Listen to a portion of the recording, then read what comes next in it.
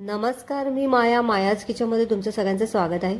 सध्या बाजारात मोठ्या प्रमाणात मटार मिळत आहेत, तर चला मग आज आपण मटारची मस्त अशी कढी कशी करायची ते बघणार आहोत। तर चला मग रेसिपीला सुरुवात करूया। इथे मी एक बाउल घेतलेला आहे। या बाउलमध्ये आपल्याला अर्धी वाटी दही घ्यायचं आहे। हे दही अगदी थोडंसं आंबट आहे। आता यामध्ये आपल्याला अर्धी वाटी बेसन पीठ घालायचं आहे आणि आता हे बेसन पीठ या दह्यामध्ये छान असं एकजीव करून घेऊया। छान असं यामध्ये फेटून घ्यायचं आहे। तर इथे तुम्ही बघू शकता मी बेसन पीठ दह्यामध्ये छान असं एकजीव करून घेतलेलं आहे। आता इथे अर्धा चमचा हळद घालायची, त्यानंतर 1 चमचा धनापूड घालायची आणि अर्धा चमचा इथे लाल तिखट घालायचे। आता हे सर्व मसाले यामध्ये एकजीव करून घेऊया, छान असे फेटून घेऊया। गॅसवरती पॅन ठेवलेले आहे। पॅनमध्ये आता आपल्याला साधारण 1 ते 2 चमचे तूप घालायचे। तुम्ही तुपाच्या ऐवजी इथे तेलाचा वापर करू शकता। तूप छान गरम झाल्यानंतर इथे 1 चमचा राई, 1 चमचा जिरं घालायचे। राई जिरं छान तडतडल्यानंतर इथे पाव चमचा हिंग घालायचे। हिंग घातल्यानंतर इथे मी आलं लसूण मिरचीची पेस्ट घातली आहे। मिरची तुम्ही तुमच्या अंदाजानुसार घालू शकता। मी इथे 4-5 लसणाच्या पाकळ्या, 2 हिरव्या मिरच्या आणि आल्याचा लहानसा तुकडा घातलेला आहे। त्यानंतर इथे कढीपत्ता घालायचा आहे।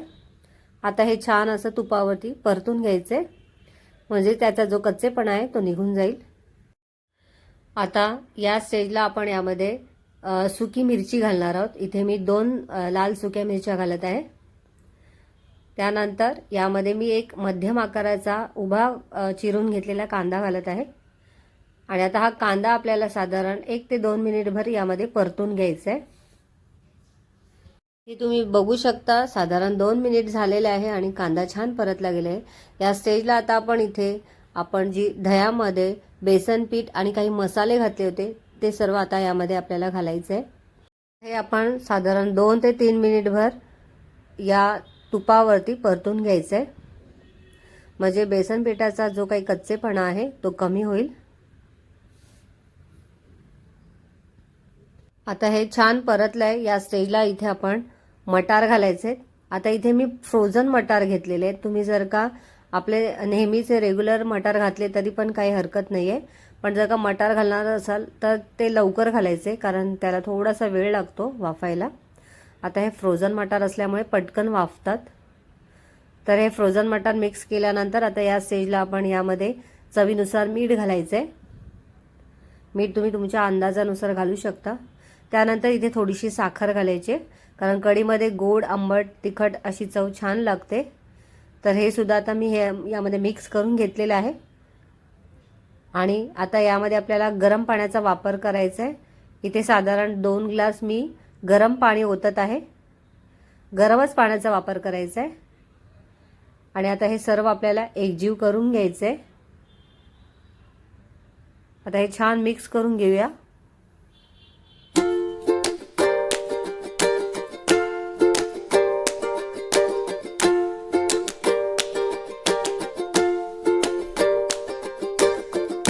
तर इथे तुम्ही बघू शकता आपली कढी एकजीव झालेली आहे, मस्त उकळी फुटलेली आहे आणि या स्टेजला तुम्ही इथे बघू शकता।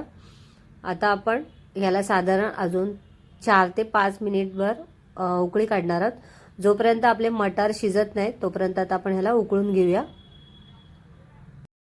आता यामध्ये आता आपल्याला फ्रेश अशी कोथिंबीर घालायची आणि कोथिंबीर घालून पुन्हा मिक्स करून घेऊया आणि आता आपण मटार शिजेपर्यंत वाट पाहूया। आता इथे तुम्ही बघू शकता आपले मटार पण छान वाफले गेलेले आहेत। आता आपण चेक करून बघूया। तर इथे तुम्ही बघू शकता आपले मटार छान असे वाफले गेलेले आहेत। तर आता या स्टेजला आपण गॅस बंद करूया आणि हे खाली उतरून घेऊया। आता इथे मी एक तडका पॅन ठेवलेला आहे। यामध्ये आपल्याला साधारण 2 चमचे तूप घालायचे। तूप छान गरम झाल्यानंतर इथे मी पाव चमचा हिंग घातलेला आहे आणि गॅस बंद करून त्यामध्ये 1 चमचा लाल तिखट घातलेला आहे आणि छान असा गरमागरम हा तडका मी यावरती सोडत आहे। तुम्ही इथे बघू शकता खूप सुंदर अशी आपली ही मटार कढी तयार आहे आणि गरमागरम ही भातासोबत तुम्ही सर्व करू शकता। खूप छान लागते। तर तुम्ही सुद्धा ही रेसिपी करून बघा आणि मला कमेंटद्वारे नक्की सांगा। व्हिडिओला लाईक करा, शेअर करा आणि बेल आयकॉनला क्लिक करा, जेणेकरून माझे नवनवीन रेसिपीचे नोटिफिकेशन तुमच्यापर्यंत पोहोचतील. रेसिपीविषयी तुम्हाला काही प्रश्न असतील तर डिस्क्रिप्शनमध्ये टेलिग्रामची लिंक दिली आहे, जॉईन करा.